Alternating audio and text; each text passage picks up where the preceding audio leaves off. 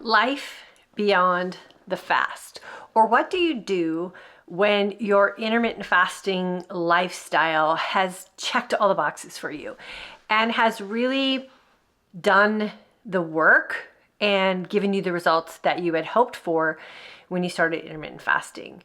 We're going to talk about that today and talk about if you might be in a season of your life where you can start making some changes in your intermittent fasting protocols, or maybe just your lifestyle in general, and why that might be important for you. So welcome, my name is DYANN. I am the creator of the online course and community, the Intermittent Fasting for Today's Aging Woman, as well as our MindLife MindSet Shift group coaching program. Here we talk about all things for us as women who are going through the aging process, which is simply the hormonal changes that take place as we transition into menopause. Everything that we have available in our community can be found in the description box down below. So for a lot of women who are seeking out something like intermittent fasting, it's usually because there is something going on in their life or with their body or with their health that they are not happy with or they're frustrated with.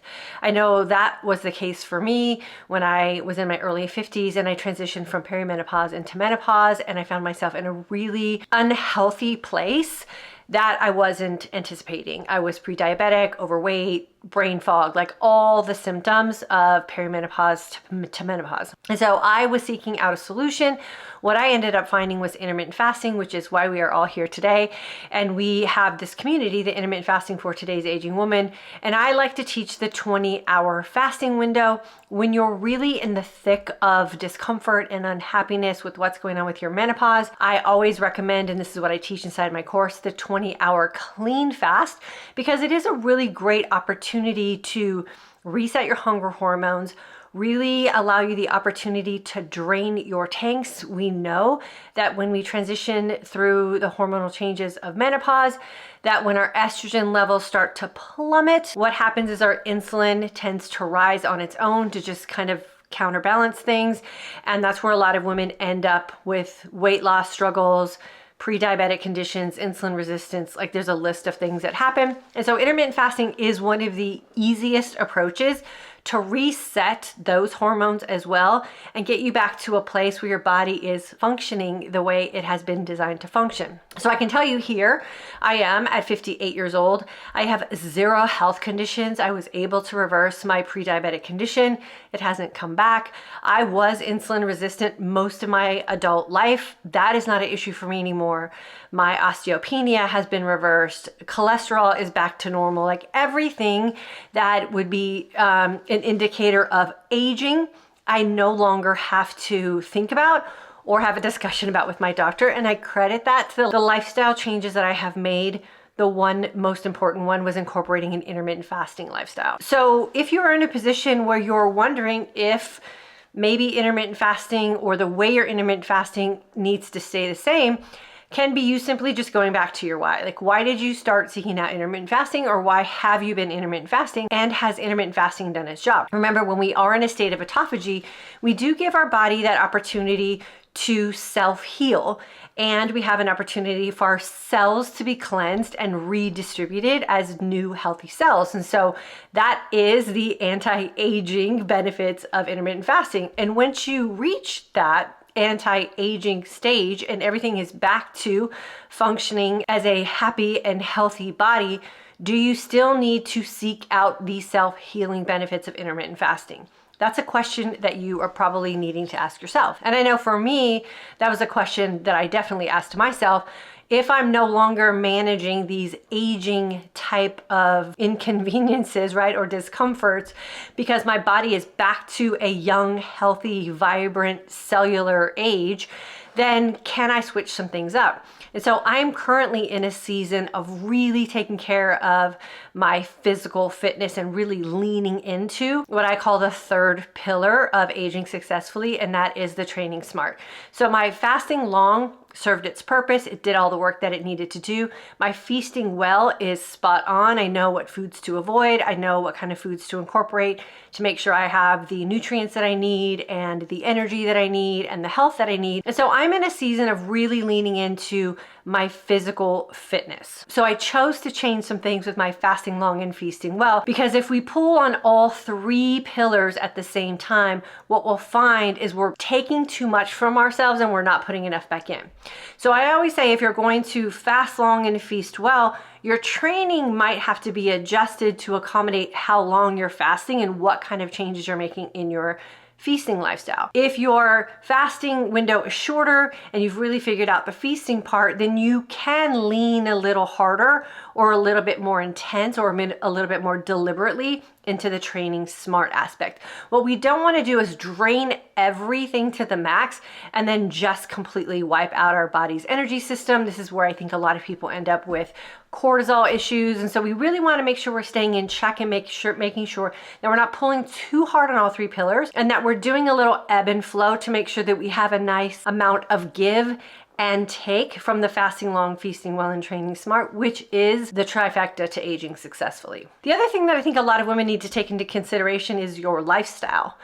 As we start to age and as our family dynamics start to change, our lifestyle also changes. So for me, when my husband was away from home working full time, and when I had young kids that were in school and I was busy with their schedules and being involved in their life, and they were away at school all day, fasting long for me was really easy because no one was at home and I just kind of did my own thing. And I saved my feasting time frame for time to connect with my family. But my life has changed significantly since I started fasting 8 years ago. My husband is retired or semi-retired and he's working from home. My kids are grown. They're no longer in school. They're managing their own lives. We have people around the house all day. And like I said, I'm really diving deep into my physical fitness. And so I have recently pulled back on my fasting. I'm not fasting as long as I used to. I'm supporting my fitness during my fasting window, and I'll do another video explaining what that means. And I have adjusted some of the feasting that I do to support what it is that I want from my body in regards to what I'm doing with my fitness. So I've changed a lot of things in my life, and so of course my fasting schedule needed to change. I know a lot of women go through a lot of emotional turmoil with fasting because they feel like if they're not fasting 20 hours every day squeaky clean, that they're falling off the wagon or they're failing on themselves. And I really don't believe that to be a true situation. I do think that the best way to live a happy and healthy fasting lifestyle is to be able to ebb and flow your fasting with your life. And that is something that I have always encouraged women to do here in our community. Just because you started out fasting a certain way doesn't mean that you have to fast that way for the rest of your life. And then I want us to consider this last thought. If your body has done what it is designed to do in a fasted state, and that is the self-healing aspect, the cellular healing, the cellular turnover, and you have reversed a lot of those aging type of inconveniences that creep up simply because your hormones are changing, then do you need to continue to fast for the healing benefits you once did? I don't believe we need to. What I do think is a great opportunity for us is we have the experience and we have the information about intermittent fasting so we can jump in and out as we see fit. So I do have 1 or 2 days a week when I stay home and I rest from my fitness routine and I lean into my fasting days on those days. So I get a nice long 20, maybe 22-hour fast on a day when I am not asking my body to show up in the physical fitness arena. And so I just do a little check-in with myself in my fasted state. Because I don't have anything major that I'm trying to heal or reverse or balance out, that little check-in day once or twice a week, I feel is enough to just keep a maintenance level with what it is that I originally got from my fasting. I have no health conditions I have to manage. Now, the one thing that I want us to consider when we start to play around with fasting windows and feasting windows in our fitness arena is we have to make sure that we are being honest with ourselves. If you're going to pull back from your fasted state, and we know what a fasting window does for us in regards to draining the tanks and the cellular healing, then you need to make sure that you're really honest with yourself about what you're doing in your feasting window so that you can support the health that you say that you want. And then we also need to make sure that we are being honest with ourselves in what it is we're expecting of our body in the physical fitness aspect, and are we supporting that as well. And again, your body will send you signs and signals to let you know if what you're doing is in fact working or if it is not. And then you have to come back to the drawing board and ask yourself the series of questions. Am I honestly fasting the way I need to get the results that I say that I want? Am I making feasting choices that I know serve the results that I say that I really want? And am I showing up for myself in the physical fitness arena so that I can get the results that I say that I want? And if you are doing those things and maybe something is sliding backwards for you, all you need to do is go back and adjust the windows. Adjust your fasting window, adjust your feasting window, and maybe even adjust what it is you're doing in the gym. Once you're really confident with your fasting and you're confident in that state of hungry, you can use intermittent fasting any way that you have deemed appropriate for you in the current lifestyle that you are living in. I know there's a lot of women who are wondering what they should be doing next with their fasting window. Do I have to fast 20 hours for the rest of my life? And I really think this is this time where we have to go back again, like I said, to that original why. Why did you originally start fasting?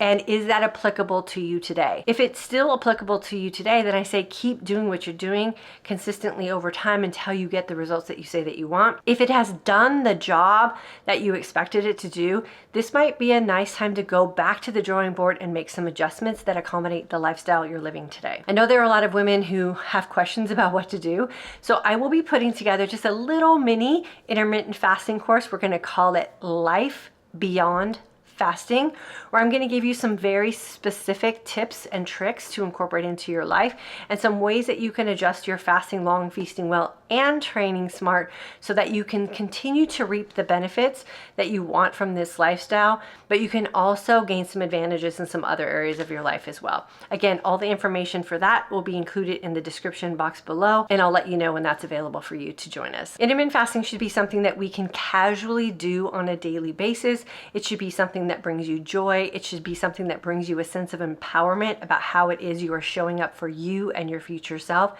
And we really should be able to make the rules ourselves so that we can, in fact, get everything that we say that we want. Thanks so much for hanging out with me today. As always, if you guys don't mind, if you can hit that subscribe button, it is the easiest way to show support for our community here on YouTube. Every new subscriber that we get just helps the algorithm push this information out to other women who want to live a very casual and realistic intermittent fasting lifestyle. If you wouldn't mind hitting that like button, and as always, if you're new here, please introduce yourself in the comment section. We have an amazing group of women here who are willing to support you and share their story with you as well.